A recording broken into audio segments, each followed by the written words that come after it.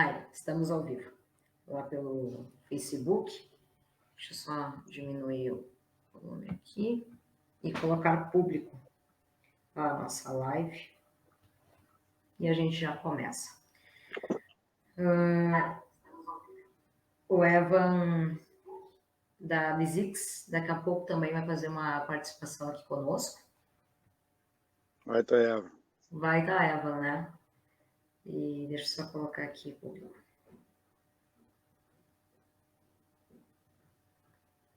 Ali, editar, privacidade, público. Agora sim.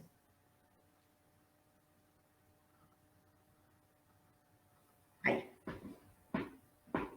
Bom, enquanto isso, tu quiseres pegar um copinho d'água, fica bem à vontade, estamos ao vivo, eu vou dando os meus recados aqui, viu, Gil? Satisfação em conversar contigo, tá? Fica bem à vontade.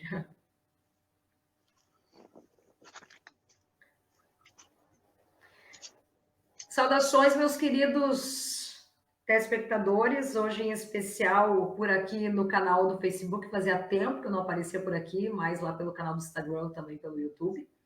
Mas estamos aí em mais uma série clássica do Entrevistas de Atitude, dessa que vos fala, Karina Faria. Estamos no ar, então. Gente, qual é? Episódio 83 já aí do Entrevistas de Atitude.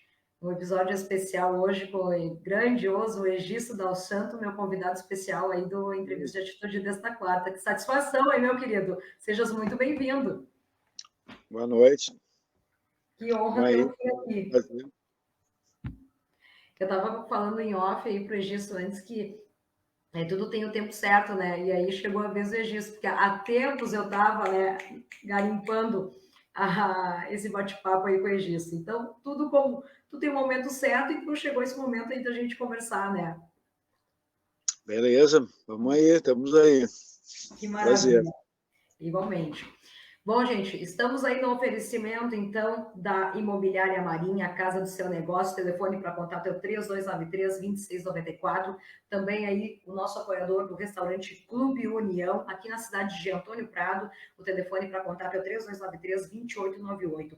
Também conosco o professor de artes marciais e kickbox, Alessandro Brave. Sua saúde em primeiro lugar. Entre em contato aí pelas redes sociais do Instagram.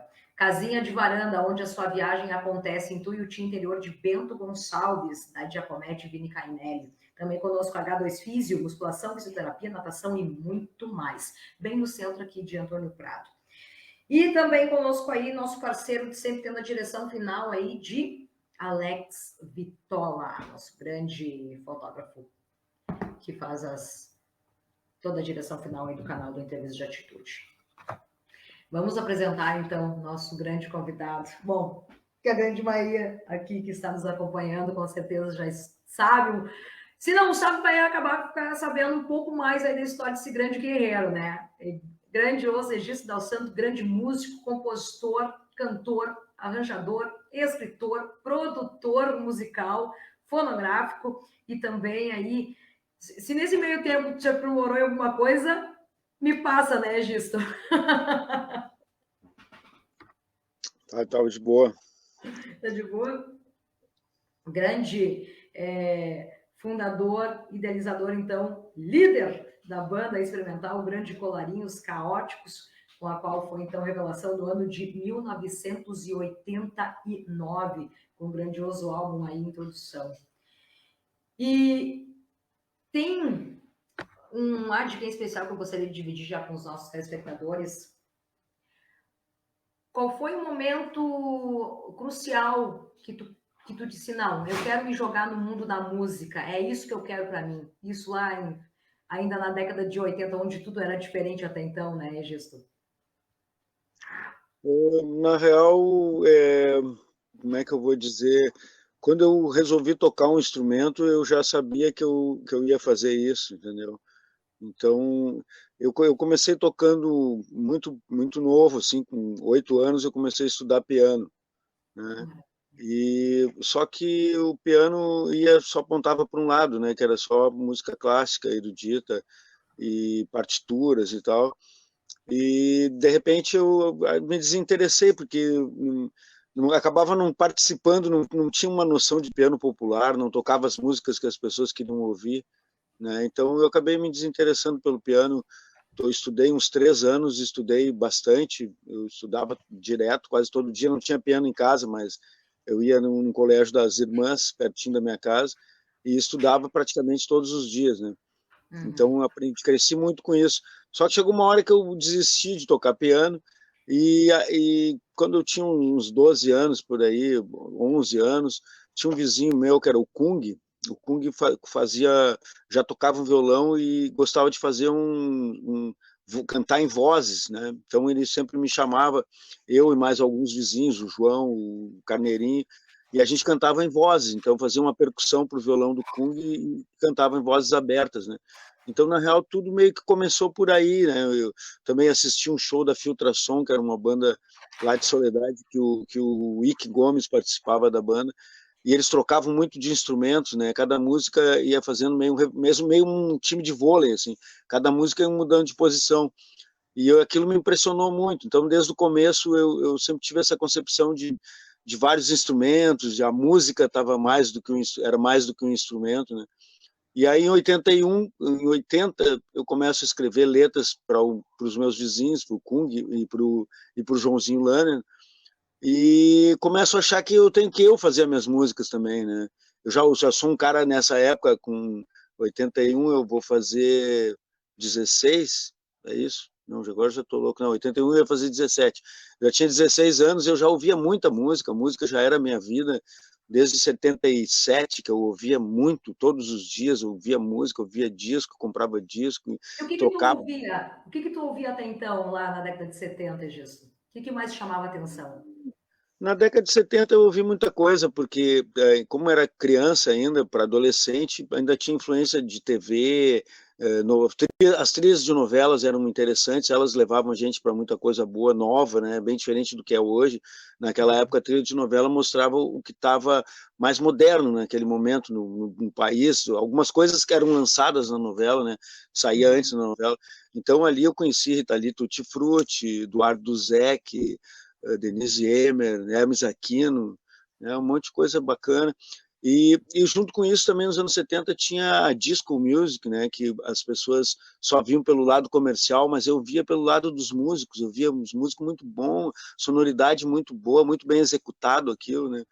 Então, eu escutei muito a discoteca também, mas eu nunca fui para lado nenhum, porque, vamos dizer, a partir de 77, eu começo a ouvir muito rock progressivo, né, com 12 anos, muito rock progressivo e mais progressivo de qualquer coisa, e atonalismo também, procurar música erudita fora do normal, tipo Stravinsky, Schoenberg, Alban Berg, né, essas coisas me interessavam.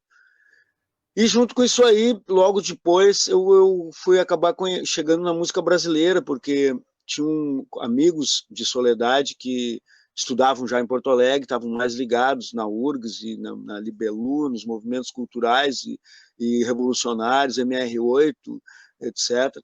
E aí esse pessoal tinha uma consciência de música brasileira, de fazer o nosso som, né? Então foi uma época que eu voltei mais para isso, para a música brasileira, Beto Guedes, Amelinha, Zé Ramalho, Lô Borges, Clube da Esquina, Edinardo, um monte de coisa, Egberto Gismonti, Hermeto, jazz brasileiro também, né?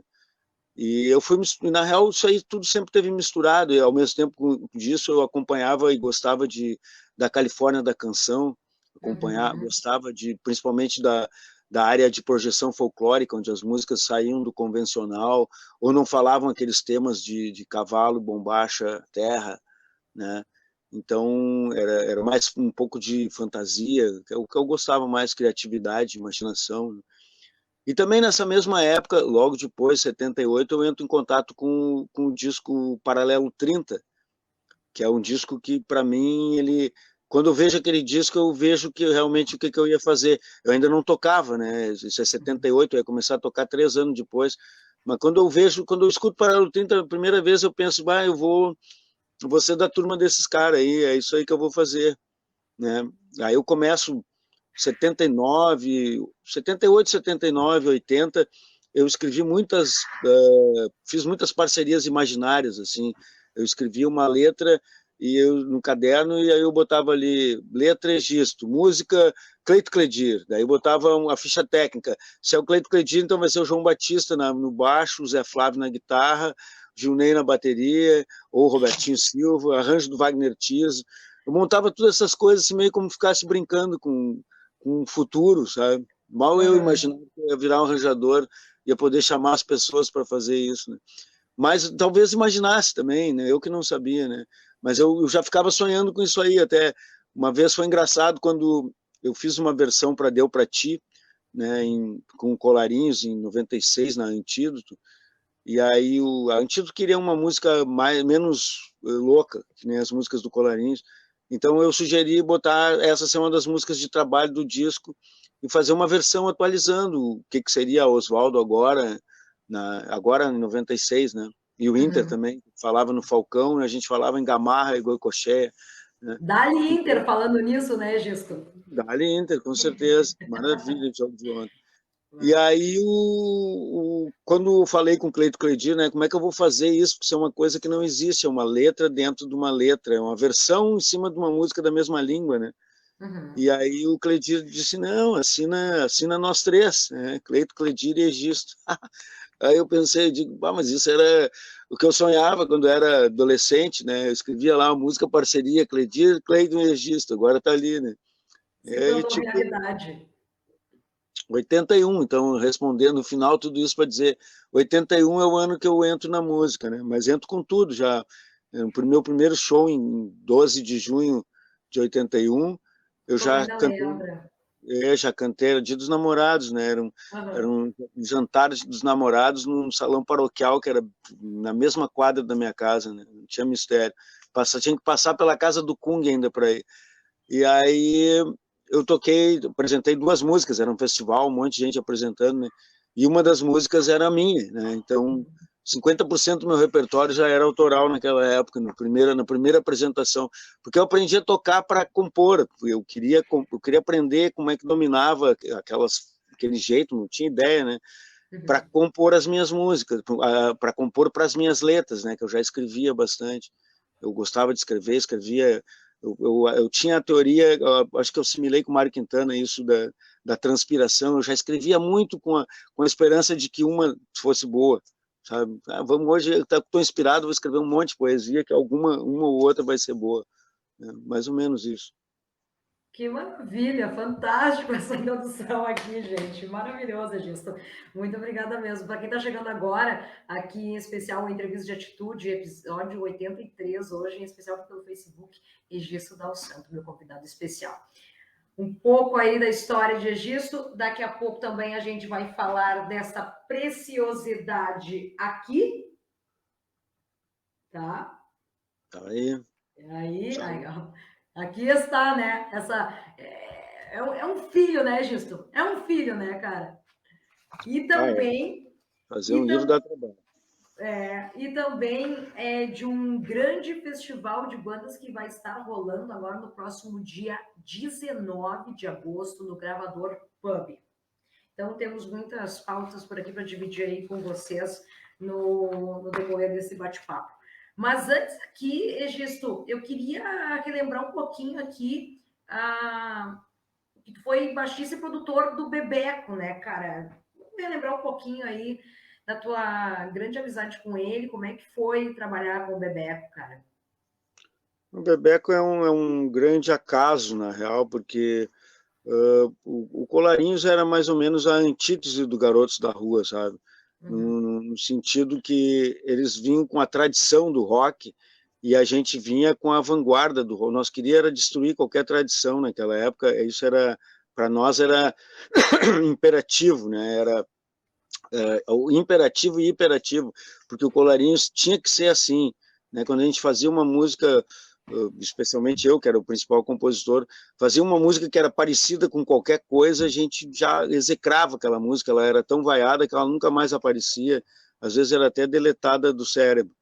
Então, na época, nos anos 80, né, Colarinhos e Garotos não se batiam, não tinha nenhum tipo de identidade, né? E mesmo, eu estudei muito Garotos antes de fazer o Colarinhos, porque a A ideia do Colarinhos era exatamente ser exclusivo. E para ser exclusivo, tu tem que conhecer as coisas que existem, porque senão tu está inventando uma coisa que tu acha que tu está inventando, como já tinha acontecido para mim em 84, quando eu conheci o Laurence Ferlinghetti, porque o jeito que ele escreve era muito parecido com o que eu estava escrevendo em 84, só que eu achava que eu estava inventando. Eu achava que aquilo que eu estava escrevendo era maravilhoso, absurdo, cheio de vanguarda. Quando eu conheci ele, eu pensei, putz, vou ter que pensar outra coisa. Eu até parei um tempo de escrever, porque eu pensei, não, isso aqui ele já escreveu, eu estou por fora, né? Eu não ter conhecido os beatniks, ter demorado para conhecer, por não falar inglês, né? Aí me travou. Daí, essa época, 83, que eu começo a me dedicar, 83, 84, São Paulo, que eu começo a me dedicar a estudar inglês sozinho, para aprender, dominar o que eu estava por fora, sabe? Estava rateando em algumas coisas, achando que eu tinha a informação e não tinha. Mas onde é que nós estávamos? Parei que eu me perdi, Bebeco. Bebeco. Aí o que acontece é isso, então eu estudei o garoto, sabia bem a informação que eles estavam passando, né? E aí eu vou acabar ficando amigo do Bebeco por causa do meu projeto a Ipanema FM às 15 mais, que, né, um projeto ficou bastante aliado a Ipanema, bastante ligado à City, a Antídoto, mas é um projeto exclusivamente meu que eu vendi para as duas empresas, entendeu? Convenci as duas empresas que aquilo era um projeto viável, convenci a muito custo que ninguém achava que o Rock Gaúcho realmente ia dar certo, eu achava que era um momento de recuperar, porque estava acontecendo, eu estava vendo, né, eu estava vivendo, sempre vivi isso, então não era achismo, era vivência, né? Eu estava ali no meio, estava vendo a coisa acontecer, era preciso chamar as forças antigas para juntar as coisas, entendeu? E tentar ligar e criar uma coisa que no interior já estava sendo quase chamada de rock gaúcho, mas ainda não se chamava por isso, né? Mas as pessoas já tinham uma identificação no interior muito mais forte do que Porto Alegre. Então foi difícil convencer, mas eu consegui fazer, né? E aí no primeiro volume eu tive que encontrar o Bebeco no antigo Salgado Filho, no antigo aeroporto, para. Eu não me lembro se era para pegar uma foto, acho que era para pegar uma foto. Não me lembro exatamente, mas nós tínhamos que conversar alguma coisa. Foi lá que eu conheci o Pedro, né, o baterista Planet Hemp, filho do Bebeco, com o qual eu gravaria o Me Chama um Curto Circuito. E lá que eu conheci pessoalmente mesmo, já conheci o Bebeco de shows, do Garotos, do Prick da Redenção, da noite, ainda quando ele estava em Porto Alegre, mas nunca tinha conversado, não era amigo, não era do círculo, né?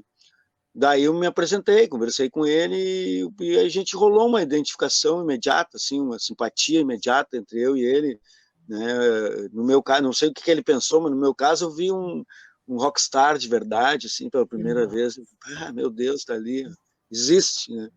Rolou uma Então, conexão muito grande. houve uma conexão muito grande, mesmo eu meio que eu me olhei assim, eu amanhã, entendeu? Uma coisa assim, pensei, bah, esse cara é de verdade, né? E aí a gente combinou de fazer um show em Porto Alegre, né? Ele me disse que estava tentando marcar um show em Porto Alegre e eu, disse, vou no teu show, né? Se tu marcar, eu vou lá te assistir. Aí quando chegou o dia do show, ele não tinha nenhum contato na época, já estava muito longe de Porto Alegre há muito tempo, né?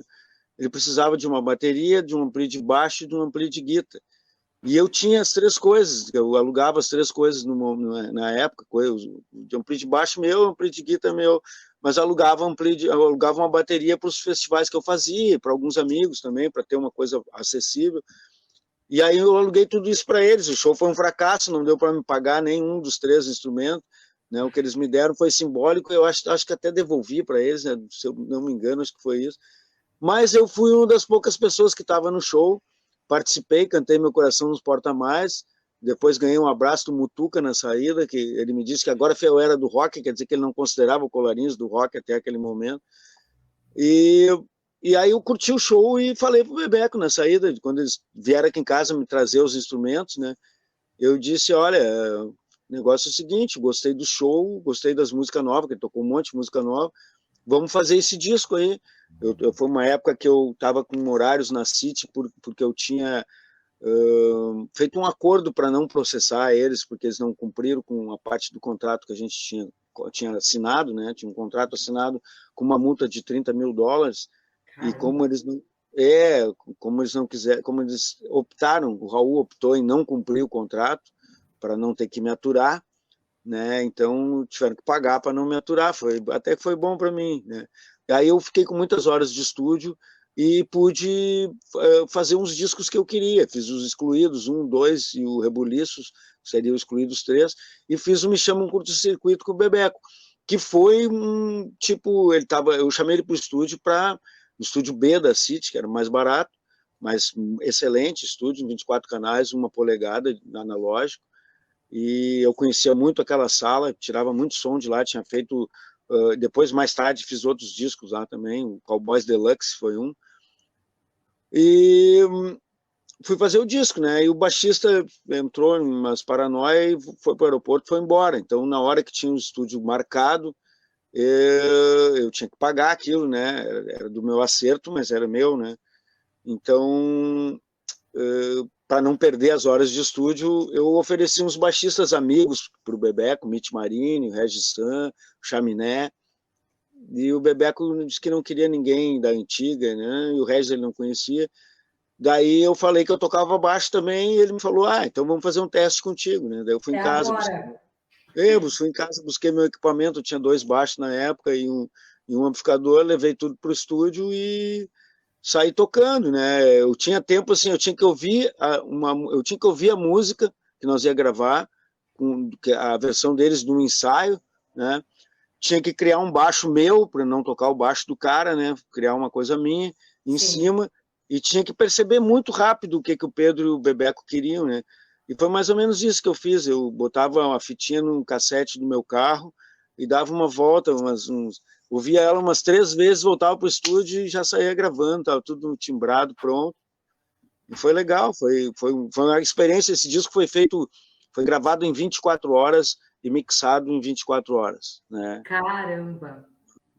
Era tudo analógico, não tinha que pensar de novo, né? É agora, mixou agora, senão vai ter que começar do zero. Foi um grande trabalho, foi muito bom de fazer. O Bebeco tocou tudo de primeira, muito bom. Ele e o Pedro tinham uma interação pai e filho, mas de músico, assim, de feeling, muito bom, né? Então, na real, eu só entrei no meio ali porque estava tudo já bem acertado, não foi um grande trabalho. Meu grande trabalho de baixista mesmo com o Bebeco vai vir a ser no disco ao vivo, né? Que aí sim a gente ensaiou muito, e ele também ele me botou as mãos, todas as músicas do Garotos da Rua que a gente toca ali, ele me deu assim, ó, toma, tu arranja. Então eu fiz todos os bumbos e as caixas, tudo que o Fabili toca ali, eu escrevi para ele, não escrevi porque eu não sei escrever partitura, eu falei para ele pum pá, tss, né? Eu ficava dizendo na boca como é que eu queria, no baixo, né? Por isso aquele disco tem um groove, né, espetacular. Eu e o Fabili, nós estava muito integrado também, e a gente estava muito deslumbrado de estar trabalhando com o Bebeco também, né? E a gente estava ganhando dinheiro também, os cachês eram ótimos, muitos shows para muita gente, né? A gente tocou num festival em Nonoai para 6 mil pessoas, numa época que ninguém acreditava em rock gaúcho, né? Isso eu estou te falando em 99, né? Mas 99. esse período aí, o rock estava bem no auge mesmo, em especial o rock gaúcho, né, Gesto? Eu me refiro a Porto Alegre, né? Ninguém acreditava em Uhum. Porto Alegre. O interior do estado sempre funcionou. Eu posso me basear justamente, eu posso citar mesmo, porque como eu sou do interior, eu lembro que estava fervendo muitas bandas, em especial esse período, e Porto Alegre estava um pouco atrás, vamos dizer assim. Tava pipocando mais aqui, em especial a Serra, né, Gista? O porto-alegrismo ele se caracteriza por, como dizia o Bebeto Alves, pelo caranguejismo, mas é uma coisa assim, por exemplo, a grande vida da Elis Regina em Porto Alegre, que eles comemoram, é 2 anos da carreira dela, e segundo ela, os 2 piores anos da carreira dela. Né? E meu pai era amicíssimo dela, era o melhor amigo de um dos namorados que ela teve aqui, o Sebastiãozinho Schilling Júnior, e vivia com ela, estávamos sempre juntos. Tentou me tirar da cabeça várias vezes de eu cantar, porque ele dizia: olha o que tu canta, olha o que a Elis canta, e olha como era a vida dela, a tua vai ser mais dura que a dela. De início ele tinha razão, mas depois que ele viu que não tinha jeito também, ele me ajudou, me deu um piano, um teclado, para mim estudar harmonia, né? Eu fui acabar estudando piano só no dia que ele morreu, porque eu cheguei em casa e tinha um piano que ele tinha carregado no dia anterior que ele morreu, eu não podia ter fazer força, não sei onde é que ele estava com a cabeça, carregar um piano. Daí eu fiquei em casa e resolvi pensar pela primeira vez em harmonia, em números e a relação da matemática, porque isso aí para mim nunca fez falta, sabe? Eu achei sempre chato, meus amigos que sabiam demais a música, para eles era só um ré, só um dó, só um sol. Eles não conseguiam ver a beleza das músicas que a gente estava fazendo simples, porque rock é simples, sabe? Não, é, eu já fiz música de tudo que é jeito, sabe? E eu acho que fazer com um, dois, três acordes é muito mais difícil.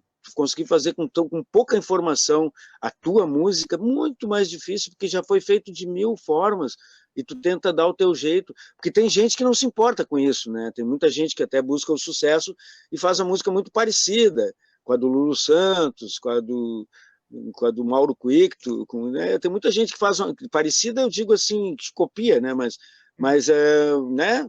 É o objetivo de cada um, né? Eu sempre tive num trabalho de fazer música bonita, né? E o meu trabalho também de recuperação da música gaúcha, eu sempre procurei por essas coisas, né? Esses dias mesmo eu estava comentando que sempre me questionaram por que eu botei Rockstar dos Replicantes na coletânea da Ipanema e não um Surfista Calhorda, né?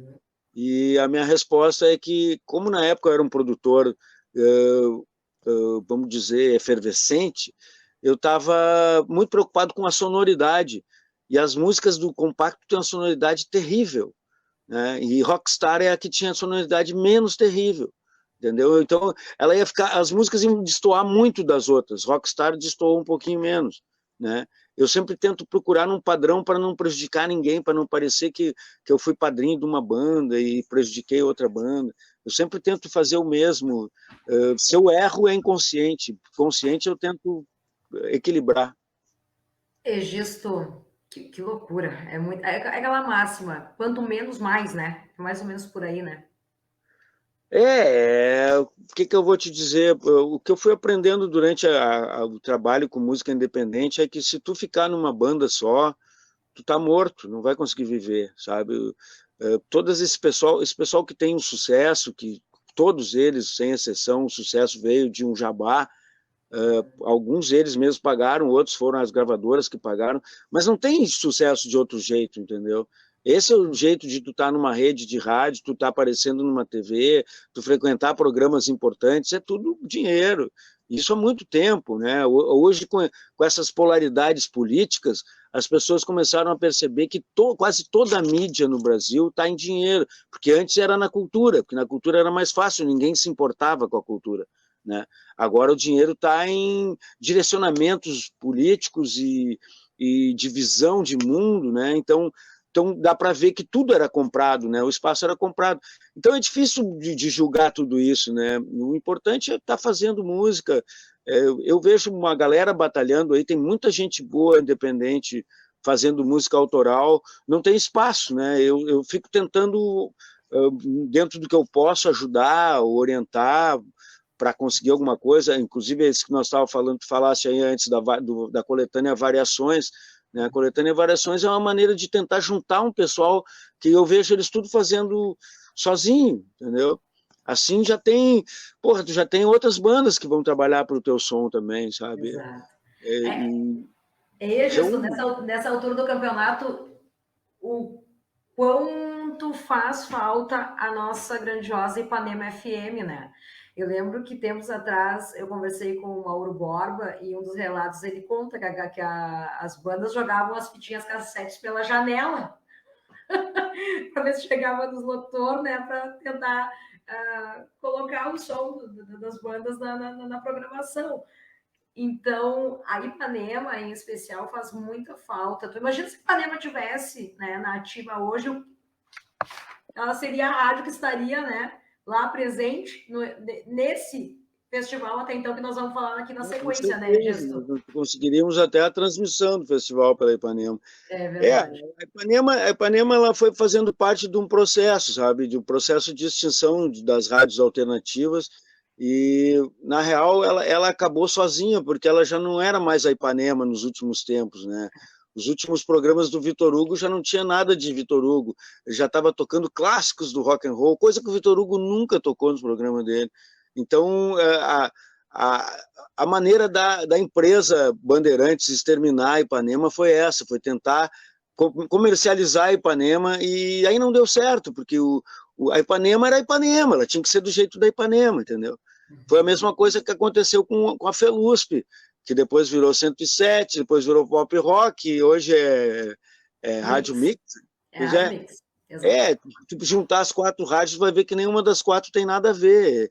Eles mudaram a orientação e todo mundo foi para aquela nova orientação, sabe? Eu tento fazer exatamente o contrário. Eu tento fazer coisas diferentes dentro da minha carreira, dentro dos trabalhos que eu faço, mas eu tento manter sempre aquele padrão de sonoridade, criatividade fora do comum, sabe? Não, eu não estou pensando o coletivo, não. Eu estou pensando que o coletivo tem que abrir a cabeça e pensar coisas mais coletivas, porque o coletivo está muito individual demais, sabe? Então, é difícil, é um trabalho... Como eu não sei se eu publiquei hoje uma frase que eu estou sempre dizendo, que não é fácil ser difícil, sabe? E não é fácil. Ser difícil é ótimo. É bem isso, é complicado. Não é fácil ser difícil, não é fácil ser diferente.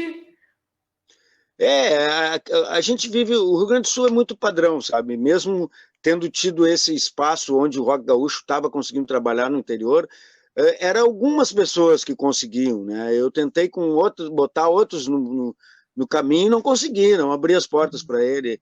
Com o Colarinhos Caóticos mesmo, o Colarinhos, toda a carreira, deve ter tocado 15 vezes no interior, não passou disso. Capaz do Colarinhos ter tocado mais fora do estado do que no Rio Grande do Sul, pelo interior, né? Porque na época tinha uma procura pela bis e tal, né? O Colarinhos foi revelação do ano em 89, na frente do Marisa Monte e do Ed Mota. Agora tu imagina onde é que está o Marisa Monte e o Ed Mota, onde é que está o Colarinhos, né? Essas coisas que são complicadas. Quando eu voltei para Porto Alegre, todo mundo mudou a formação, daí a cobrança, em vez de se preocuparem com o som e com a ideologia do que a gente estava passando, a preocupação é que mudou a formação, né? Agora tem um monte de banda nacional que já mudou um monte a formação, todo mundo vai lá e lota o show, não tá, ninguém pergunta por que mudou a formação. Mudou a formação, gente, é que nem um casamento, às vezes acabou o casamento, as pessoas eram feitas uma para outra durante uns meses, depois não deu mais. E uma banda é assim também, ficar forçando um casamento, ficar forçando uma banda, porque o público quer aquela formação, por favor. O Colarinhos tinha uma ideologia que era, tu gosta de música estranha, fica na banda. Quer o sucesso? Vai fora da banda. A banda não está procurando sucesso. A banda, se vier um sucesso pela banda fazer a coisa estranha, ótimo. Se não vier, é problema de não ter vindo sucesso. A banda vai continuar fazendo a mesma coisa, né? Fantástico, Gisto, fantástico, fantástico. Esse é o som do Colarinhos. Com o Bebeco, a gente tinha uma visão diferente. Quando a gente começou a compor junto, o Bebeco queria fazer blues, né?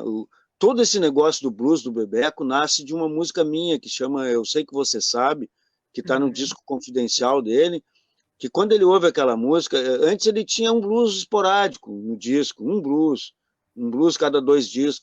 Quando ele ouve Eu Sei Que Você Sabe, ele, não sei lá, bateu um negócio nele, ele pirou e gostou da música, e na hora ele me disse, eu vou gravar essa música, o André Rodrigues, irmão do Solon, ia gravar. Eu tive que ligar para o André na frente dele e dizer, não vai mais gravar, que agora o Bebeco vai gravar. Porque ele exigiu que fosse só ele. Tá, o André ficou indignado comigo, mas aceitou, né? Aí o Bebeco gravou a música e a gente começou a compor junto, blues, né? A gente compôs, naquela época nós compusemos 3 blues junto, que foi Mexe Rebola, Pouco Importa e Sorte no Amor, né? Ele gravou de um jeito o Sorte no Amor que não parece um blues, mas é um blues 12 compassos, ele só inventou uma batida diferente, né? Eu gravei ela agora no meu disco Paris Hotel, que é todo com músicas do Bebeco. Eu gravei ela bem blues, pesada, como eu concebia na minha cabeça. Quando a gente compôs, ele me disse que quando nós estávamos compondo, ele está, tu está compondo uma música, eu estou compondo outra. E aí eu dizia para ele, não, mas a melodia vai servir para as duas coisas, né? E aí serviu. A gente canta igual, só que a base que a gente faz é bem diferente, né? Tipo Maravilha. Isso. Então, eu tive essa coisa com o Bebeco, entendeu? Eu mesmo não era um compositor de blues, eu fazia um blues ou outro esporádico. Eu tenho uns 20 blues na minha carreira, por aí. E aí, quando ele viu aquilo, ele achou que era aquilo. E ele ainda me dizia que o blues era bom de ensinar para criança. para adolescente, porque como tem essa lógica dos 12 compassos, dos 3 acordes, é muito fácil de não esquecer, de entender a lógica e desenvolver o blues, porque ele dizia que o blues brasileiro, né, o blues em português ainda tinha muito que andar, né? E tem muito que andar, né? É por aí. Pouca gente canta em português, né? Também tem isso, né? Olha, para quem está chegando agora no Entrevistas de Atitude, episódio 83, meu convidado very special, um grandioso Egisto Dal Santos. Gente, quanta história! Está sendo fantástico. Egisto, manda um abraço em especial aqui para o nosso querido Jorge de Jesus, vulgo Mono, aí de Caxias do Sul. Grande Jorgito, cara. Grande Jorge DJ. Jesus, meu querido, um abraço e um beijo. Jorge Jesus produziu o primeiro show do Colarinhos Caóticos em Caxias do Sul em 89, já na segunda formação bastante criticada, que viria a brigar antes de lançar o compacto que gravou, porque o Colarinhos tem isso. Como é que eu vou te dizer? Uma época o Frank Jorge dizia que eu era a pessoa que todos amavam odiar em Porto Alegre. Caramba! Né? E o Colarinhos era assim, né? Depois que acabou o Colarinhos, parece que a maldição passou para mim, mas eu acho que os outros do Colarinhos também, eles estão tudo meio amaldiçoados também. O Colarinhos é uma maldição, mas é uma boa maldição, assim, uma maldição tipo Sérgio Sampaio, Walter Franco, Arnaldo Ai, Batista. adoramos! Muito bom! É por aí. Não cantamos no coro dos contentes, é isso. Justo, maravilhoso. A Juliane e Juju comentando aqui, grande Egisto.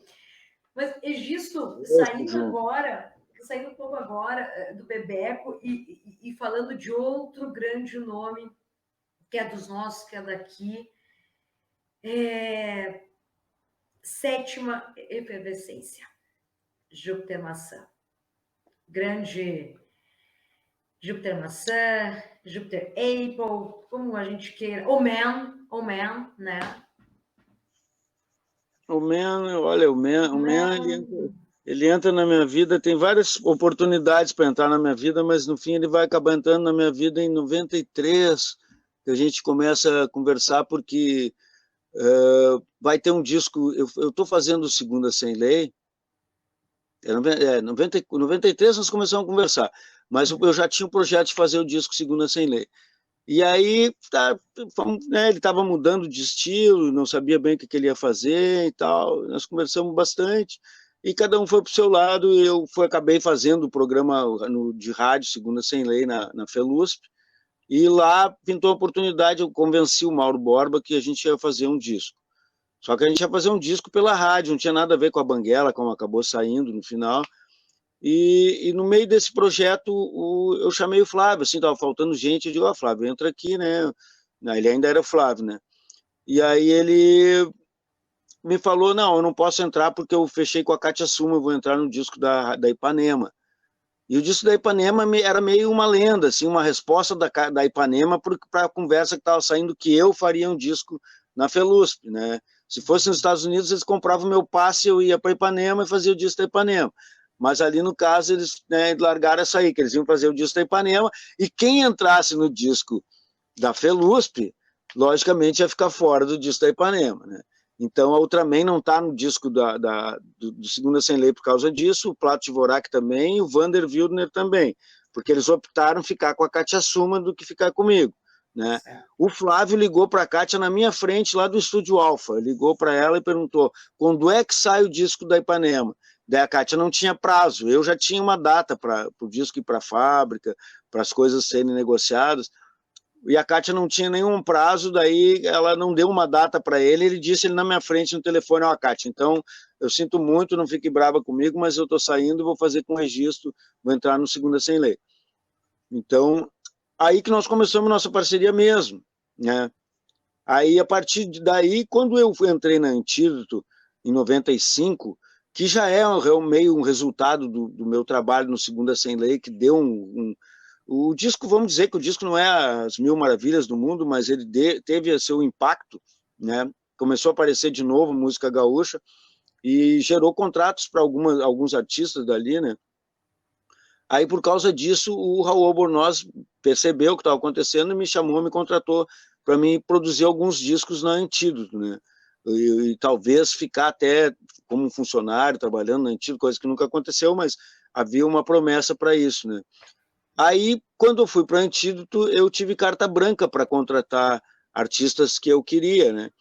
Só que na época eu tive minha visão foi como o Colarinhos ia ser contratado de qualquer jeito, não pelo Colarinhos, mas para me manter na gravadora, entendeu?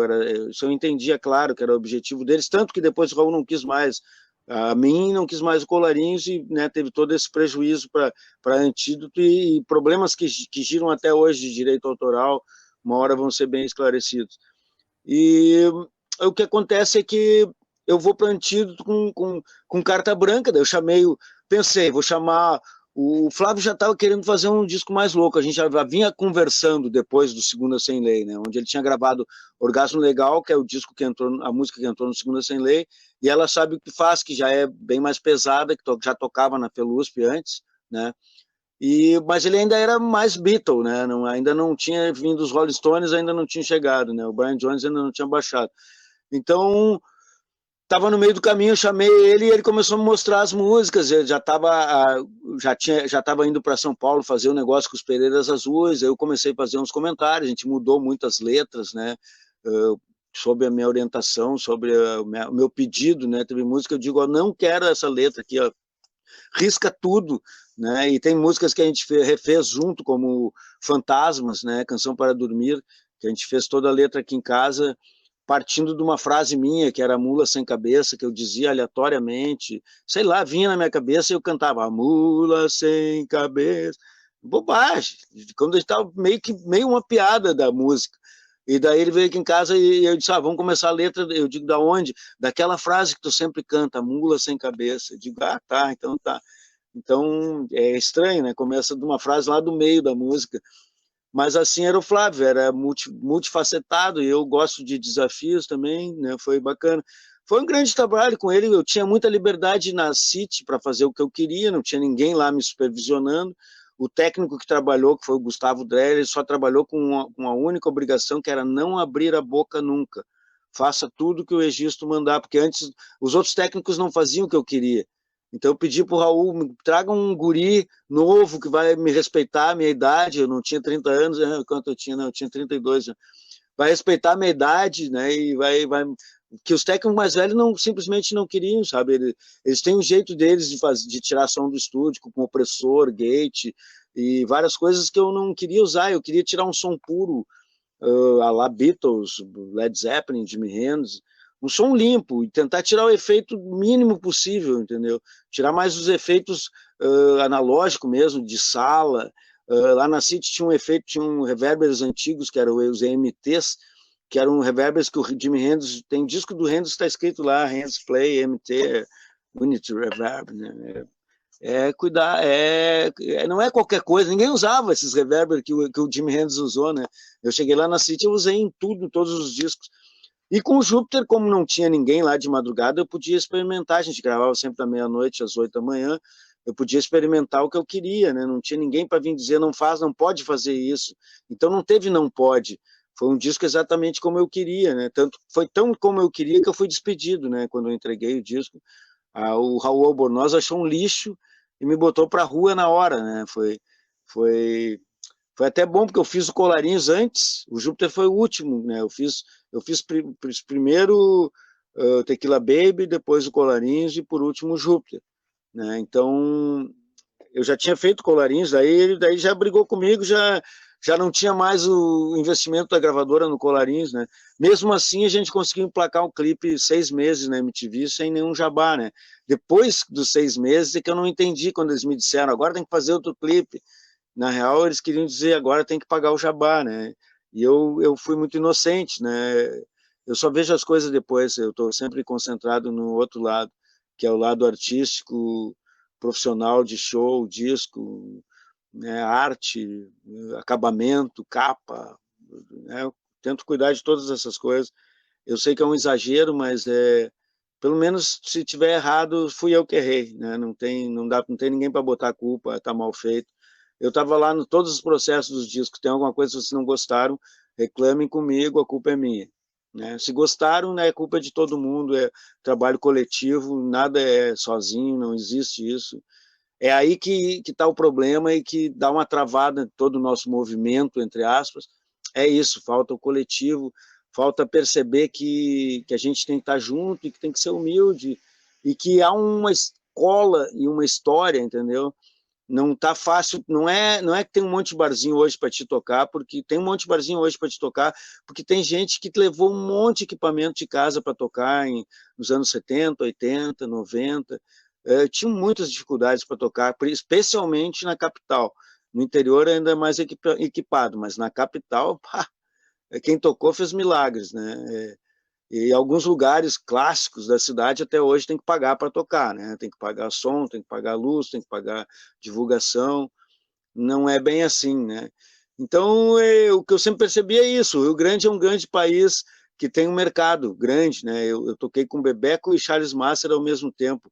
Né? Eu fiz muito show, muito, muito, muito. Teve meses que eu fiz 12 shows, 15 shows. Né? Era um trabalho puxado. Poucos dias de descanso para te viver a tua vida, acaba até deixando de ser tão prazeroso, sabe? Às vezes tu corre o risco de estar ali no palco e perguntar para ti mesmo o que eu estou fazendo aqui, devia estar cuidando da minha vida, devia estar namorando, devia estar vendo um filme, devia estar me divertindo que nem as pessoas normais, não aqui só divertindo as pessoas normais, né? É complicado, a vida de músico ela é bem complexa, a gente precisava de muita terapia e muito acompanhamento para ajudar. Hoje mesmo eu estava pensando nisso, que talvez o que mais precise na vida de músico não é talento, é coragem, sabe? Porque só a coragem para te passar, ouvir certos absurdos e tu ficar quieto porque tu tem um trabalho, precisa manter, não é aquilo ali, não é o padrão do mundo, porque a gente passa, músico passa por coisas assim assustadoras, não tem nenhuma lei que nos proteja, que nos dê um mínimo num show, tu tem que ganhar um mínimo. Eu já cansei de trabalhar em lugares que não me pagou Uber, não me pagou água, não me pagou cerveja, não me pagou comida, não me pagou cachê. E eu fui lá, fiz o meu show, fiz o meu trabalho. Às vezes não tinha ninguém, a culpa é minha. Eu que tenho que levar a gente. Se o bar fosse meu, ele ia estar cheio igual. Se tocasse João, Maria, Zezinho, ou a Karina, ou eu mesmo. Entendeu? Eu não ia cobrar do músico ter público. Eu ia fazer o meu bar funcionar, meu bar ia ter uma categoria que as pessoas iam lá por causa da categoria do bar. Todo dia tem uma programação boa, o Egito tem um padrão bom, né? Eu acho que falta essa consciência. E aqui no Rio Grande do Sul, o que mais falta para nós é o produtor de eventos, mas não o produtor de eventos que quer ficar rico, isso está cheio. Produtor de eventos que vê que nós temos uma cultura local que podia ser internacional, nós podíamos estar exportando o nosso talento. A gente perdeu o Luiz Carlos Borges. Não estou te escutando. Eu não estou te ouvindo por algum motivo. Está me ouvindo? Eu não estou te ouvindo. Está me escutando? Está me ouvindo? Agora estou. Não, aí tu falando isso aí, é aí que tu entra mais uma vez. É aí que tu entra mais uma vez. Gente, eu tô realizadíssima, né, conversando aqui contigo. E eu não sei se tu consegue acompanhar os nossos comentários aqui na nossa telinha aqui do lado, Egisto, mas eu vou... Não consigo ver nada aqui. Gente, é muito eu vou compartilhar contigo aqui porque é preciso, é necessário, tá? Desde já, valeu a todo mundo que está compartilhando, está curtindo aí a nossa entrevista, episódio 83 do Entrevistas de Atitude. Aos poucos tu vai mandando um salve para todo mundo aí, tá? Vamos lá, manda um abraço aí para Fábio Ponte, tá? Ele lembra tudo, enciclopédia aí do rock. Pergunta para ele. Por enquanto, ainda lembro. Que shows já fez, Karina? Acho que quase ninguém sabe quantas vezes tocou no próximo Jogar no Bicho. Fábio. Melhora a tua pergunta aí. Fala. Não, que tem mais aqui. O Egisto trouxe o Arnaldo Batista quando esquecido no IBGE, e aí bateu olhão, a banda voltou, limaram o Arnaldo, fofoca minha. Olha as fofocas internas aqui saindo, ó. Foi um grande evento, trazer o Arnaldo, foi tudo antes, né? Eu trouxe o Arnaldo, depois eu conheci o Sérgio, Contei muito para o Sérgio sobre o que o Arnaldo me contou de saudade, de vontade de conviver, né? Foi um dia aqui em casa que o meu irmão estava fazendo umas comidinhas vegetarianas para o Arnaldo, e o Arnaldo, uma hora ele olhou para nós dois, assim, eu e meu irmão lado a lado, e ele me disse assim: bah, eu tenho muita saudade disso aí que vocês têm, eu tinha bem isso aí com meu irmão, o Sérgio, eu não falo com ele não sei quantos anos. Daí aquilo ali ficou comigo, né? Daí quando logo depois que eu trouxe o Arnaldo, a gente conviveu muito, foram 10 dias de convivência diária, de manhã à noite, né? Todo dia conversando, assim, me contando muita coisa, me perguntando também, que ele queria entender algumas coisas da música moderna, do computador, de gravação, e a gente conversou muito sobre isso. E aí logo depois disso, teve um show do Sérgio, né? E daí eu pensei, pá, eu vou ter que dizer pro Sérgio isso tudo, que o Arnaldo me disse, né? Aí eu tive lá, fui muito bem recebido pelo Sérgio. Quando eu entrei no camarim do John Bull, o Sérgio, a primeira coisa que ele fez foi tirar a camisa do show que ele estava e botar uma camiseta do Histórias do Rock Gaúcho. Recebeu todos os fãs dele com a camiseta do Histórias do Rock Gaúcho, né? Ele é um querido também. E aí, quando ficamos ali, ele disse: fica aqui que eu tenho muito para conversar contigo. Aí fiquei no camarim lá, conversei muito com ele, com a Lurdinha, a esposa dele também. E rolou isso, né? Eu falei muito do Arnaldo, até botei essa pilha nele, digo: olha, o Arnaldo acho que tá precisando de um contato, né? E logo depois eles voltam, é um bom momento. Quanto ao que a Fábio perguntou aí para jogar no bicho, de cabeça eu não sei, tem ele no computador, mas eu devo ter feito em torno, devo estar perto dos 1.300 shows, eu acho. Um número bonito, hein? Número bonito. Vou jogar amanhã, inclusive. É perto dos 1.400, agora não me lembro, né? Mas eu tenho anotado ali. Egisto, olha só que demais aqui a sequência de comentários. O Alexandre José da Silva comentou aqui com a gente: encara o rock gaúcho. Também, aqui quem mais, ó? A Amanda Santos, lá de São Marcos, diz que te ama aí, Egisto. Grande Valeu. Egisto, enciclopédia aí do rock, colarinhos caóticos, era sensacional. O Gustavo Gemelli comentando aqui. O Vinícius acolhe Juvenal de Vacaria, bicho. Tem noção? Grande Egisto e Karina, abraço aí dos Canaquins aí de Vacaria. Vai ter lá aí, Vanessa. Que legal. Simplesmente o produtor aí da Sétima Efervescência. Grande Vini, obrigada aí. Parabéns pelo programa, grande Egisto, vida longa ao rock, abração. O Alex Moraes comentando aqui. Manda um abraço especial também novamente para o pessoal de São Marcos que estão nos acompanhando, para o Natanael Cabral. Salve, salve, memorável Júpiter. Abraço aí a vocês. Valeu. São Marcos, nós temos uma célula em São Marcos, porque o fotógrafo do Colarinhos, no Introdução, era o Everton Balardim, que é de São Marcos, foi meu colega na Unicinos, no jornalismo, em 82, e a gente ficou amigo a vida toda. E aí, na época, ele trabalhava no SFAM, aqui em Porto Alegre, e sobrava muito material fotográfico, né? Então, eu comprava os filmes e ele revelava quando sobrava material fotográfico que ia fora do SFAM, ele revelava. Então, ele fazia tudo no amor, tudo na dedicação para o Colarinhos. E ele era de São Marcos, então a gente teve sempre alguma coisa com São Marcos, e volta e meia pintam os fãs novos em São Marcos. Em São Marcos também eu fiz um show solo na praça, lá no palco, que é um caminhão lá, muito legal, e foi o dia que eu mais dei autógrafo na minha vida, né, e vendi uma quantidade absurda de disco solo também. São Marcos é um lugar especial para mim, com certeza. Que legal. Agora tem outra. Como eu estou falando aqui diretamente de Antônio Prado, Egisto, obviamente tu tem história por aqui, que é o caso, o grandioso Paulinho Barba acaba de comentar aqui, dividir conosco o seguinte: o Egisto fez show com o Charles Master e o Bebeco aqui em Antônio Prado, na antiga Nostradamus, no ano de 1999. Isso aí, toquei na Nostradamus 2 vezes, 99, Charles e Bebeco, me lembro bem. Teve um fim trágico aquela casa, Egisto. É mesmo? Foi abaixo. Foi abaixo? Pô, era legal. E eu me lembro bem que também em Antônio Prado tinha o melhor sagu do mundo.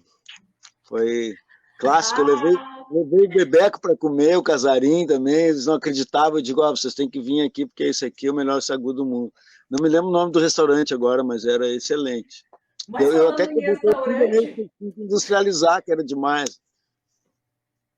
que beleza, mas falando em restaurante, deixa eu aproveitar o gancho então, né? Restaurante Clube União, 3293-2898, é um dos nossos parceiros. Fica bem aqui no centro da cidade de Antônio Prado. Mais comentários aqui. Gente, deixa eu aproveitar, eu quero já, um momento remember, mas agora um momento presente agora, porque as coisas elas continuam e devem continuar. E aí que, mais uma vez, Pai Egisto entra em ação. Vamos dizer assim, né, Egisto? Qual é essa parceria aí com o Gabi do Gravador Pub, hein? Conta pra gente, meu velho. O Gabriel é um parceiro antigo já, a gente já fez muitas coisas lá com histórias do rock gaúcho e o Português em Blues também, e alguns festivais que a gente organizou por lá. E agora nós estamos lançando pela parceria da Enk Records com a Por Nada e Pra Nada, que sempre foi o meu selo desde 88, desde o primeiro disco do Colarins. A gente está lançando essa coletânea que é Variações, né?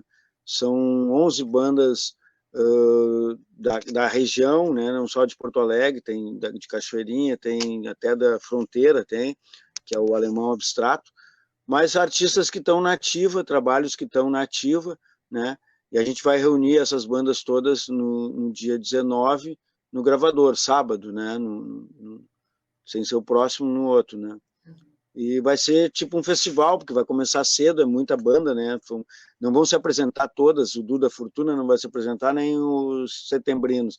Então são 9 artistas igual, né? Então é bastante gente, vai começar cedo, a casa vai abrir bem cedo. O Gravador é um lugar de comidas especiais, cervejas especiais, o som de alta qualidade, equipamento de qualidade, né? O Gabriel é um cara super dedicado, né? Então é um evento para a gente confraternizar o lançamento do disco. Quem quiser que também adquirir o disco, vai ter o disco para vender lá, né? É uma coletânea em vinil, né? Que o que eu estou trabalhando, todo o nosso trabalho de gravador agora é coordenado para o vinil, né? Apesar que vamos lançar umas coisas em CD também, mas o vinil ele está em crescimento, vamos dizer.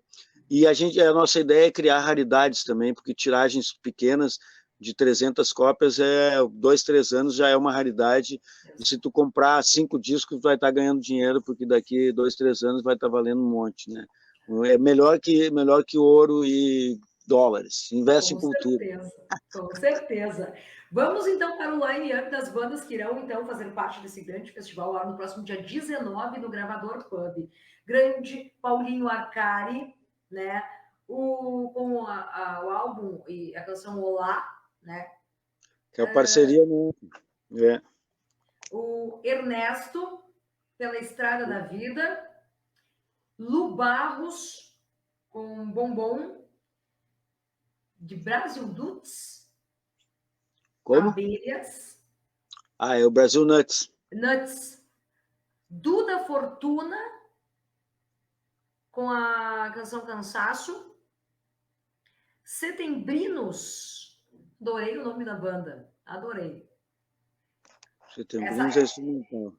Essa leva, então, forma então o lado A do disco, tá?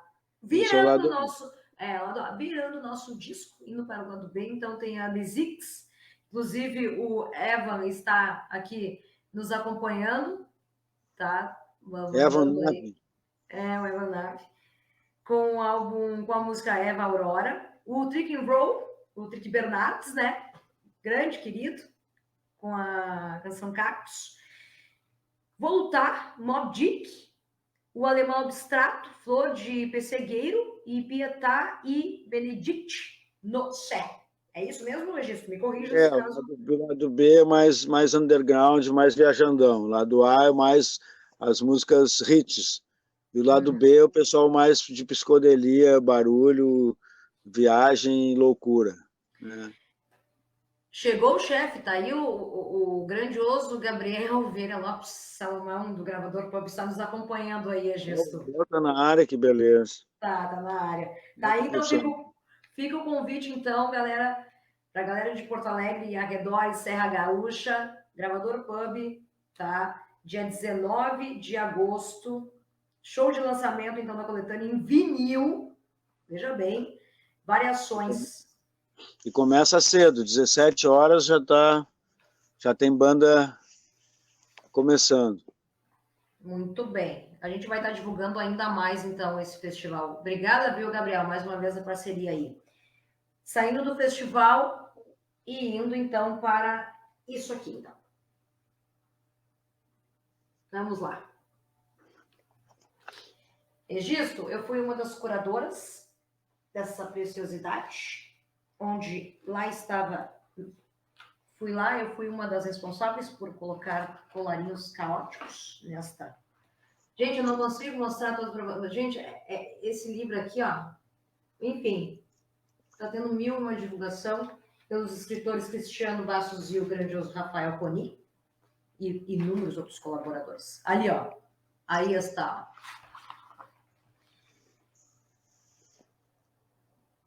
Uma belíssima história aqui. Eu não vou dar spoiler nenhum, né? Eu vou fazer com que os nossos telespectadores comprem esse livro, né, Gisto?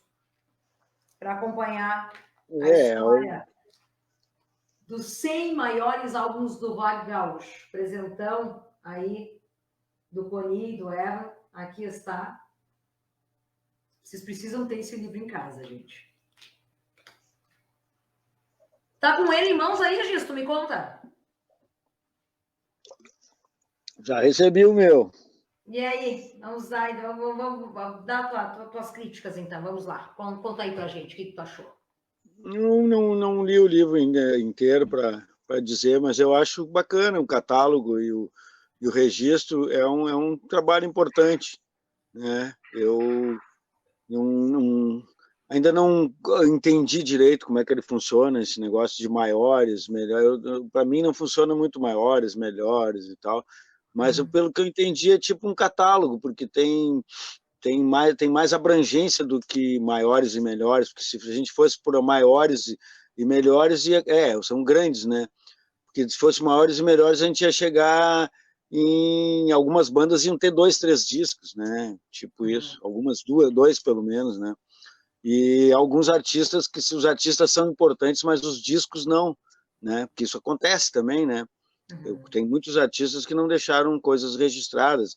Eu mesmo fiz um disco, Quatro Magníficos, gravando Chaminé, o Carlinhos Bugre, o Pink e o Kung, porque ninguém gravou eles, né? Então, o Chaminé até teve os Totais gravaram, né? Mas já há muito tempo, né? Então, mas eu acho importante, né? É um catálogo que as pessoas vão poder consultar e entender um pouco da relação do rock gaúcho, né? Eu lancei um livro em 2018, eu acho. Será que foi isso? Não, 2008. Em 2008. Eu lancei na Feira do Livro um livro chamado Notas de Viagens. 2008, exato. Notas de Viagens. E esse livro, ele já no Notas de Viagens, ele mesmo sendo um livro autobiográfico de experiências que eu vivi, desde gravação a bandas e a amizades, eu também conto ali a história do Júlio Reni, conto a história do Fábio Lee, conto a história do Edinho Galhardi, conto um pouco da história do Bebeco, conto a história do Bebeto Mor, eu conto a história do Mitch Marini, o Schneider, eu conto a história dos meus amigos que eu toquei, grandes artistas, grandes compositores, grandes músicos, né? Então esse livro ele é que 2008 ninguém falava em biografia, né, no rock gaúcho, né? Mas eu achei que era o momento de fazer, não era um disco de pretensão, um livro de pretensão de contar a minha biografia, era contar umas histórias. Onde é que a gente encontra esse livro aí, Gesto? Não existe mais, ele saiu de circulação, a tiragem dele pela Armazém Digital foi em torno de 500 cópias e isso aí foi ligeirinho e a Armazém parou, inclusive os direitos são meus agora, Eu pretendo reeditar ele. Só cada vez que eu dou uma revisada para reeditar, eu fico pensando em fazer outro, né? Eu tenho outros livros escritos, então eu estou sempre pensando na coisa nova, sabe? Por isso que eu me refiro a esses discos todos de tiragem de 300 cópias, ou mesmo os CDs que foram de 1.000 ou de 500, porque eu não vejo sentido de ficar reeditando uma coisa velha, sabe?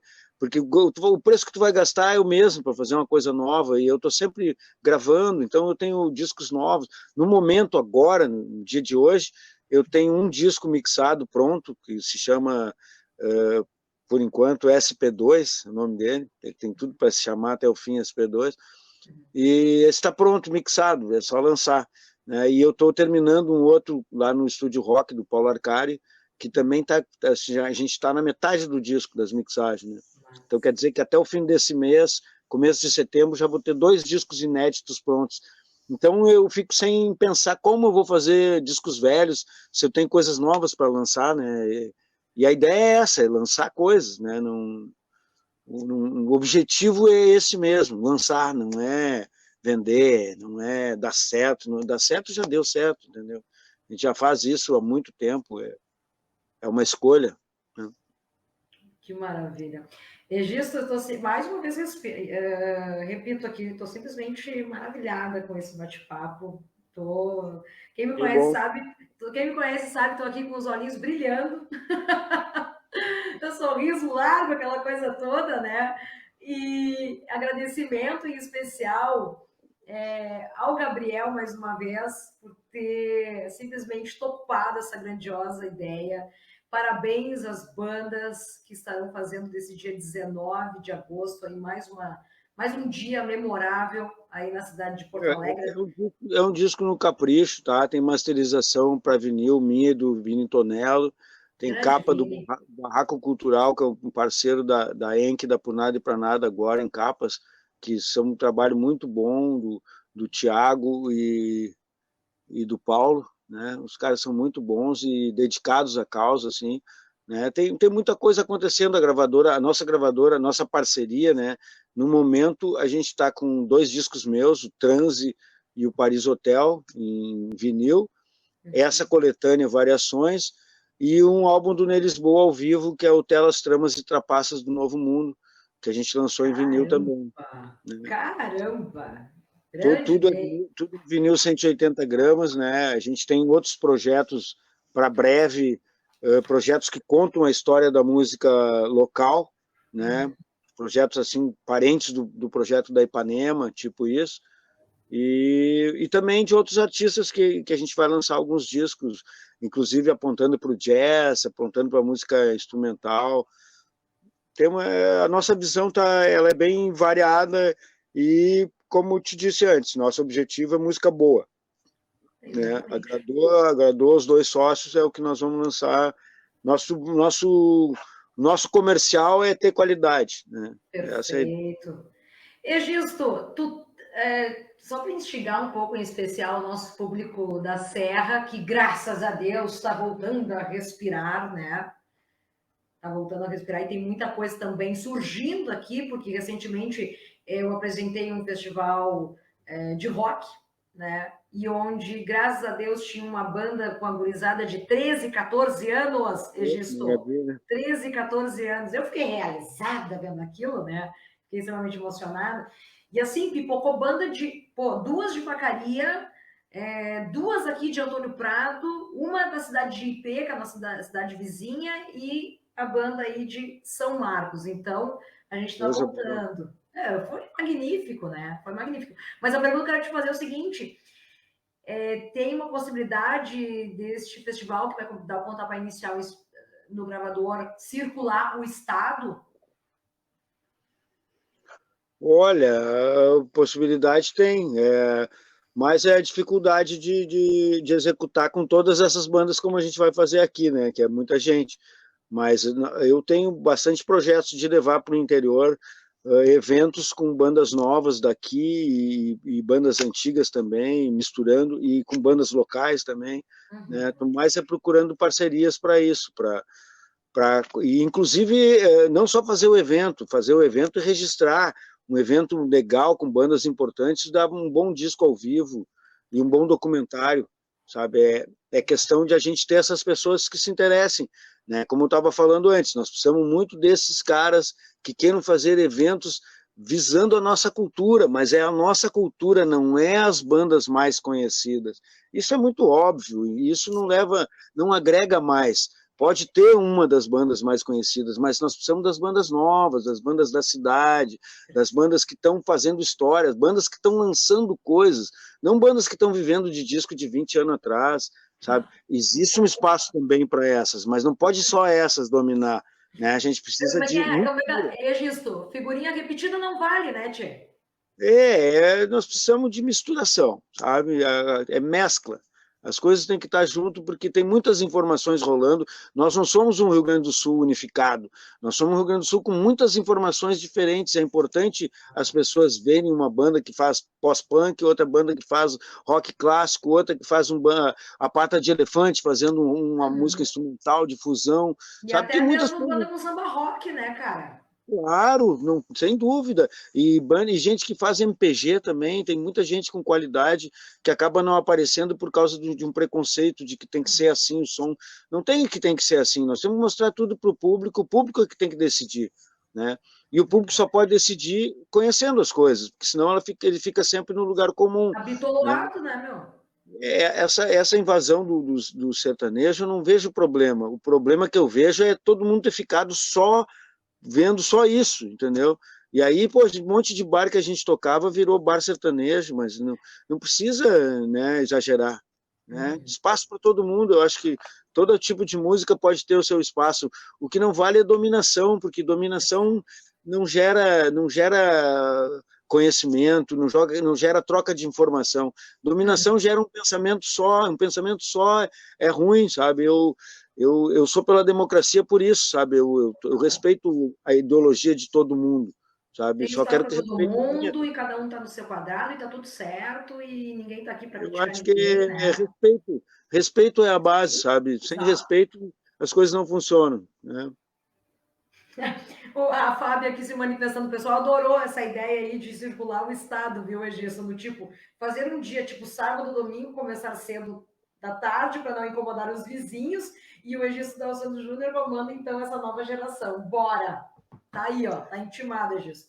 Era exatamente o ideal, nós tocar em... Eu vejo até uns festivais que rolam em algumas cidades próximas de Porto Alegre, nos fins de semana, mas nunca fui convidado para nenhum deles, né? Mas o que eu vejo, assim, ó, nós precisamos um artista, vamos dizer, mais graduado ou que tem mais experiência, lançou mais discos, está na estrada, ele sempre valoriza um festival, entendeu? E eu acho que um negócio de reunir só bandas locais acaba atraindo só um tipo de pessoa, porque as pessoas elas querem ver uma coisa de fora também, sabe? Há uma necessidade, e ao mesmo tempo eu, por exemplo, não gosto de tocar no interior sem alguém da cidade para abrir, porque é bom ter alguém para abrir, sabe? É meio um cartão de visita, tem o pessoal da cidade está aqui, sabe? Os músicos da cidade estão aqui. É um espaço que a gente tem e deve ser dividido, sabe? Não custa nada. Eu lutei muito para abrir show de muita gente que eu levantei a carreira e nunca consegui, porque antes eles abriam os meus shows. Aí quando eles ficaram famosos, eu não posso abrir o show deles, né?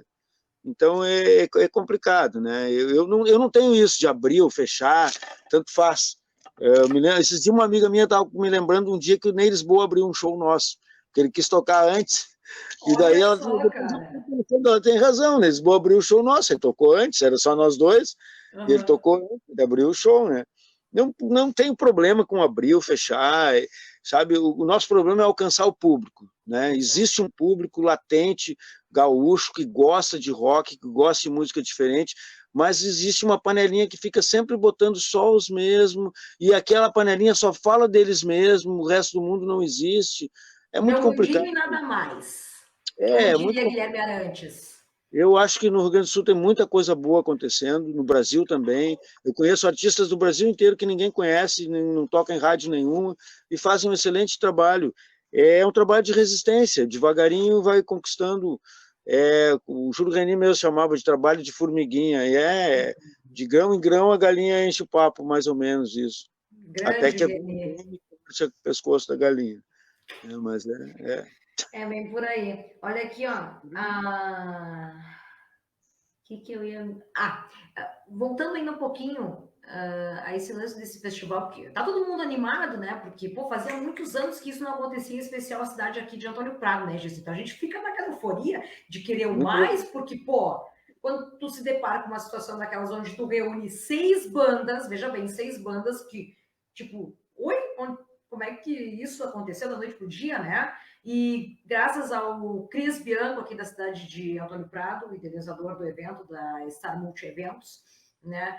E o que eu mais achei interessante, eu vou até citar o nome das bandas, porque isso é importante, porque eu sei que tem uma galera aqui de Vacaria e de São Marcos nos assistindo também, é sempre importante ressaltar, né? Então, Claro. a banda Redenção de São Marcos, um abraço para os queridos.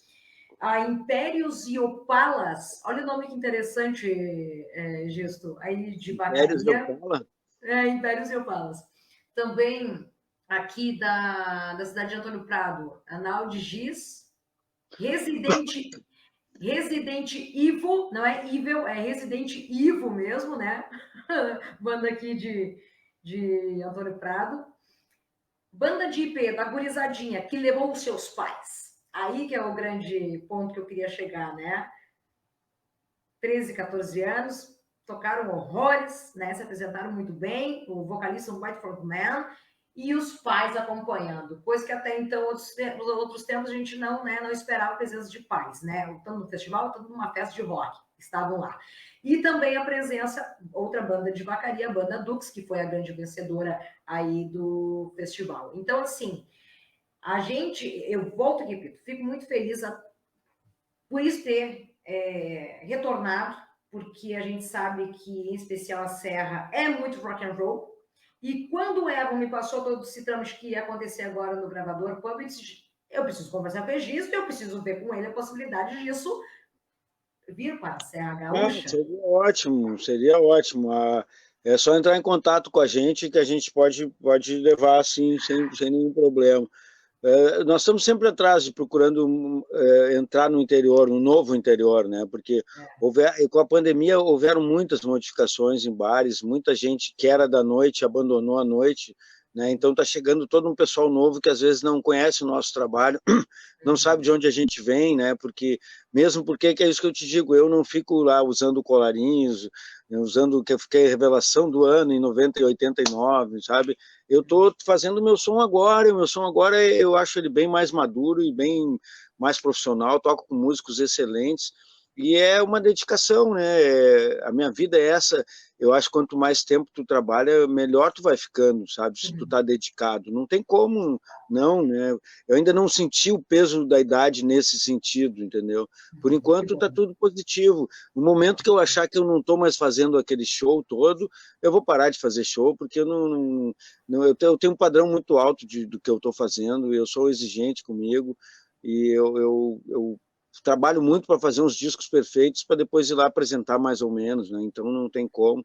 Com a pandemia, inclusive, eu entrei em estúdio e comecei muitos projetos que eu estou devagarinho terminando um, terminando o outro, para a coisa andar assim, para não perder a hora, sabe?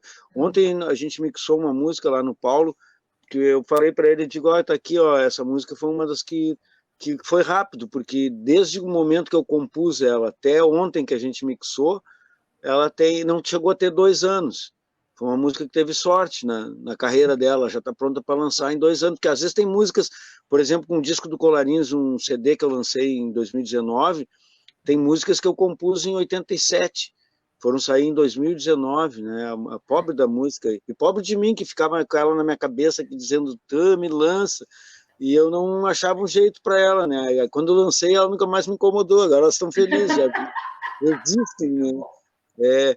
A música é meio isso, sabe? Tu compõe muita coisa, como esse que eu te falei do livro agora. No momento eu estou trabalhando em vários livros ao mesmo tempo, daí quando eu falo para algum amigo, mas como tu está escrevendo vários livros ao mesmo tempo? Eu digo, cara, mas tu não assiste várias novelas ao mesmo tempo, não vê vários seriados, várias séries ao mesmo tempo, não assiste um capítulo aqui, assiste um capítulo da outra série, tu não vai trabalhar e depois come, depois namora, as coisas é um Não monte de coisa. absorve, acaba não absorvendo as informações, né?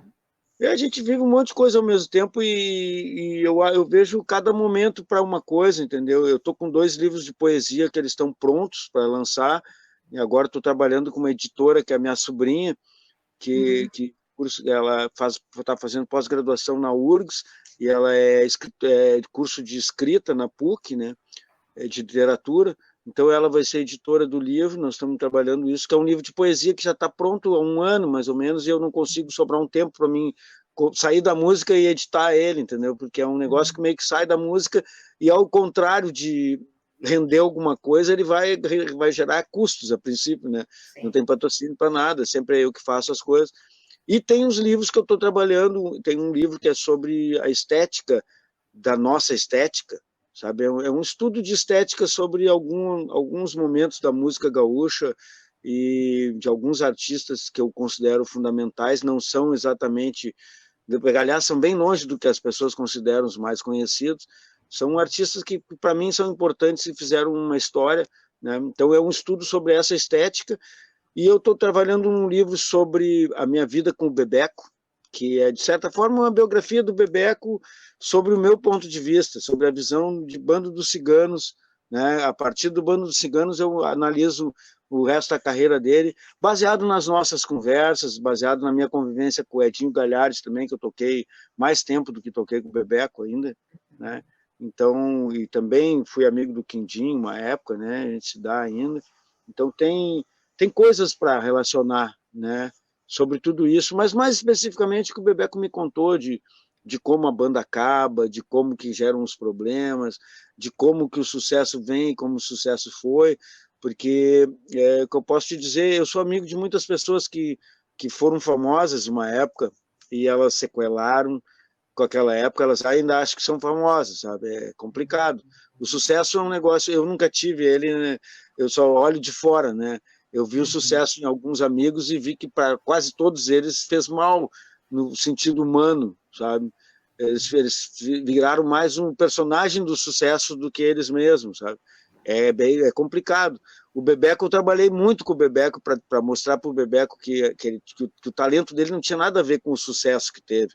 Que o sucesso foi porque rolou um jabá. Eles eram bons, ótimo, mas não foi porque eles eram bons, foi porque rolou o jabá. Eu trabalhei na Som Livre, fazendo o primeiro disco solo do Charles Massa, né? Eu morei 3 meses em Copacabana, no hotel da Som Livre, né? 2 quadras do mar, né? E convivi muito com o pessoal da Som Livre, e eles me passaram muita informação.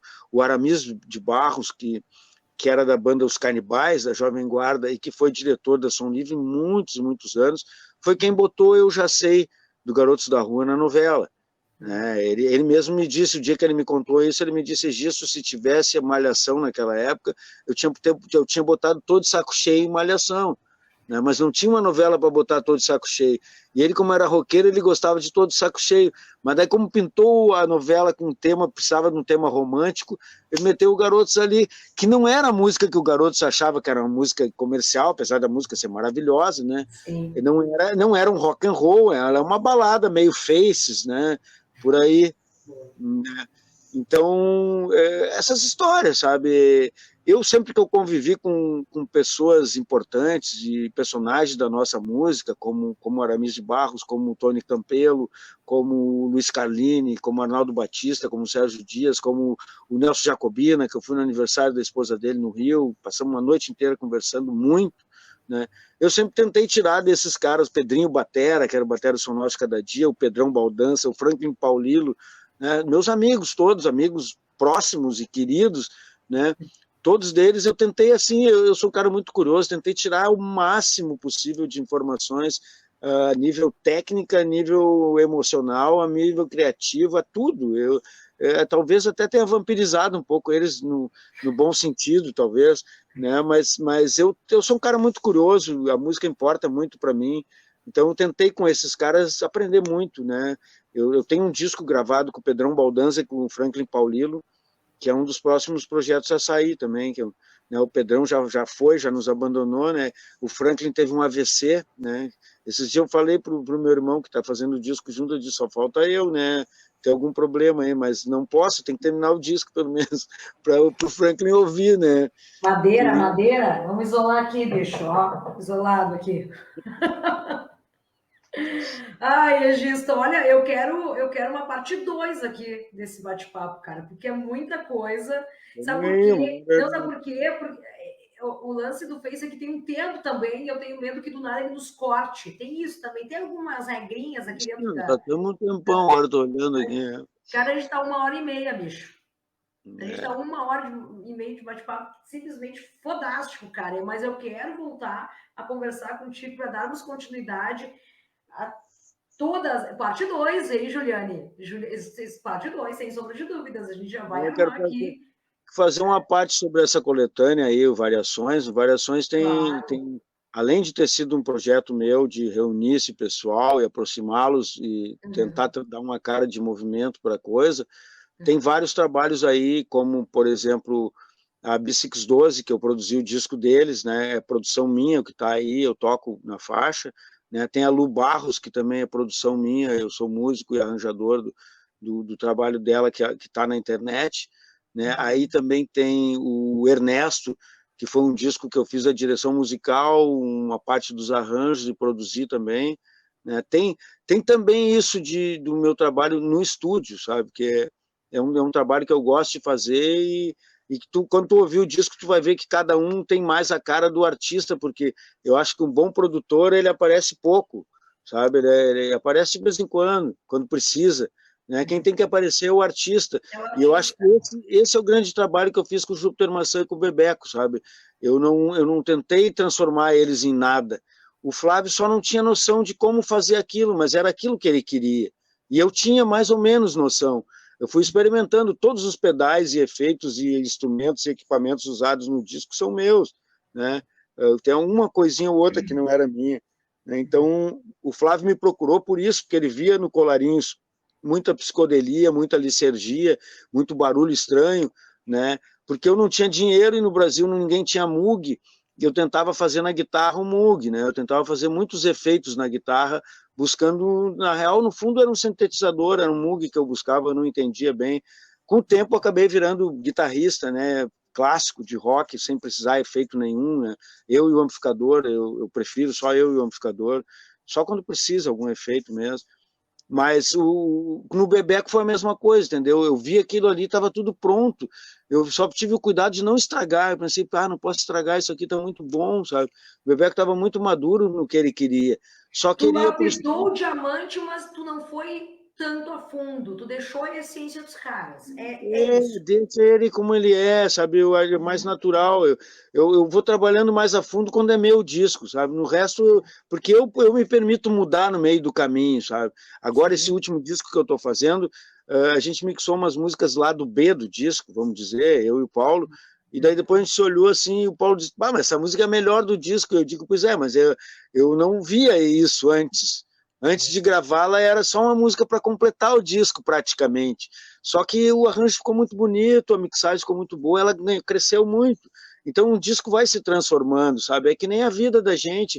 E até os discos antigos vão se transformando, sabe? Eu sugiro muito às pessoas relerem certos livros que gostaram, porque os livros se transformaram, porque a tua vida se transformou, tu vai lá, relê e vê outro livro, sabe? As informações, elas estão ali e de acordo com a nossa capacidade e experiência, né, a gente consegue captar ou não, né? Então eu conto muito, na real, na minha música, com o futuro, na real.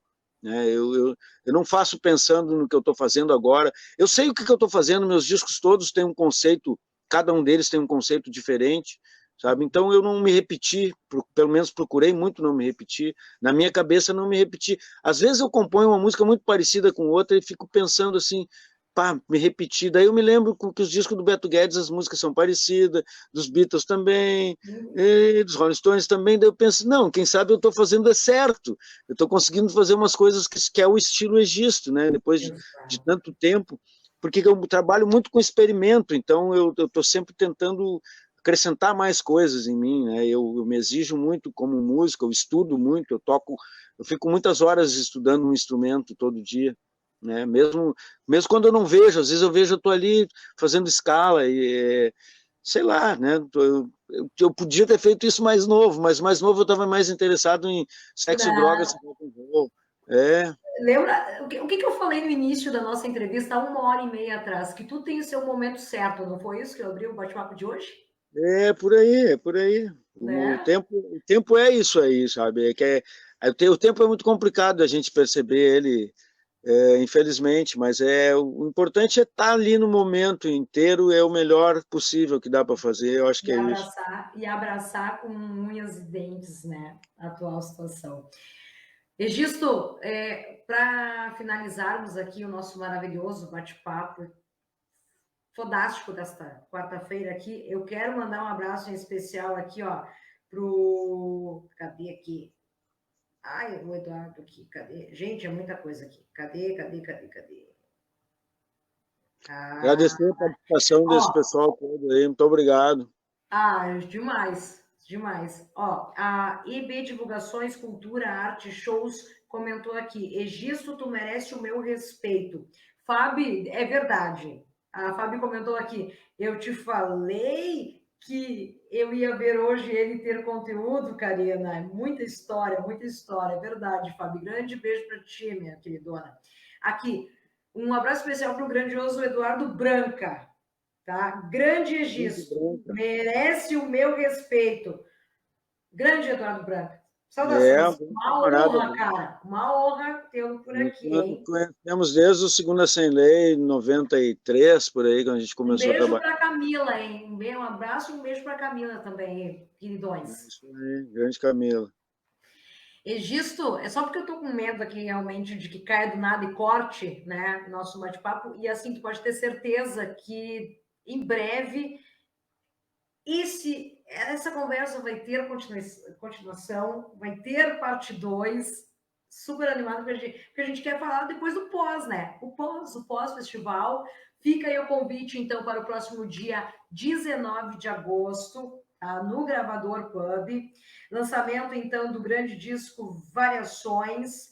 Começa cedinho, sobre a produção ilustre deste convidado especial que aqui tive a honra de conversar, e você, coisa que só o Entrevista de Atitude oferece para você, nosso prezado telespectador, prezado ouvinte, tá? Essas histórias que até então a gente ouviu hoje, claro, né? Obviamente o Egisto já contando os lugares, mas com tanta emoção só aqui, né, Gisto? Maravilha, foi um prazer participar, obrigado pelo convite. É o que eu sempre falo quando me cobram por que eu não estou na rádio tal, por que eu não estou no jornal tal, porque eu não estou em tal espaço, ter tal TV. A resposta é sempre a mesma. Eu não fui convidado e eu não estou para ir implorar espaço em lugar nenhum, porque a minha função é fazer música, fazer arte, produzir discos, shows e eventos, e a divulgação é com divulgadores. Infelizmente eu não posso fazer tudo. Uma época a Zero Hora sempre me chamava do incansável Egisto. Bom, o incansável Egisto agora ele anda mais ou menos cansado, tá?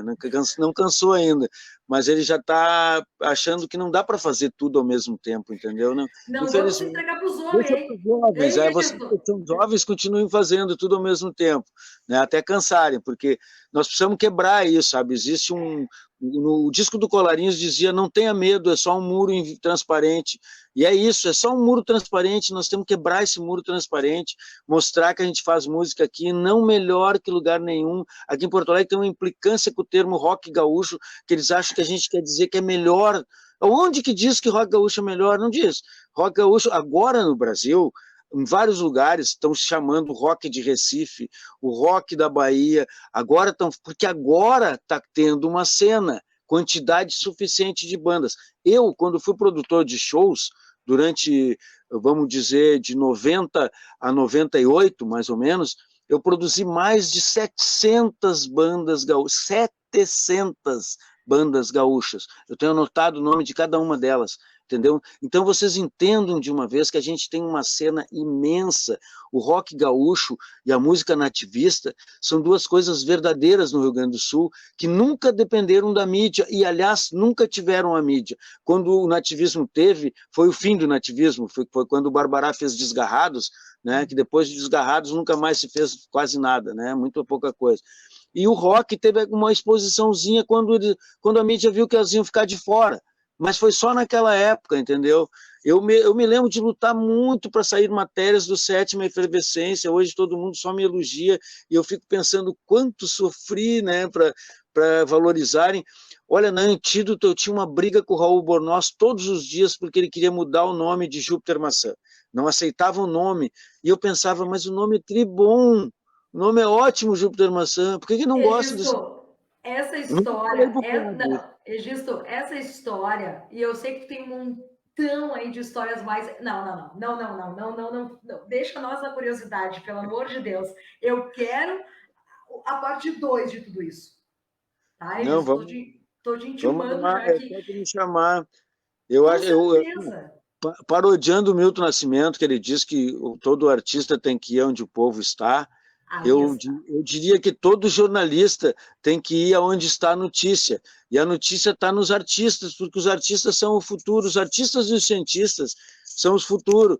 E o presente são os professores primários, que deveriam ser valorizados realmente de verdade, porque é fundamental para nós. Eu tive ótimos professores, que ouviam Chico Buarque, Geraldo Vandré, Mutantes, né? Esses professores foram muito importantes para mim, para minha cabeça mais arejada, mais aberta, de poder admirar as coisas pequenas, né? A diferença das pessoas, né? Isso para mim é o importante. Esses compositores, quando eu descubro um compositor novo, eu sempre gravo ele, eu dou um jeito. Eu gravei já, esse dia eu estava pensando, eu já gravei mais de 50 compositores. Como assim? Eu não sou Elis Regina, eu sou só um compositor, né? Acabei gravando outros compositores por eles não terem espaço nesse mundo. Através de mim, eles tiveram um espaço, é por aí. E através desta pessoinha aqui no interior do Rio Grande do Sul, o Antônio Prado em especial, né, através deste canal humilde, mas feito de muito coração, o Entrevista de Atitude, já deu para sentir, né, Gisto, que aqui... Muito obrigado, Karina. Só me chamar que eu estarei com vocês de novo. Tá? Pô, que honra, meu querido, que honra. A gente que agradece toda a audiência e a todos que participaram, deixaram seus comentários depois. Eu te passo todos os comentários aí para te conferir de perto. Muito obrigado. E apareça no meu canal, que é Egisto Dal Santo Música, no YouTube. Tem bastante coisa lá, bastante mesmo, mais de 400 músicas para vocês conferirem. Maravilhoso. Episódio 83 do Entrevistas de Atitude em Especial desta quarta-feira teve a honra, tá, de receber grandioso Egisto Dal Santo, que voltará em breve com a parte 2.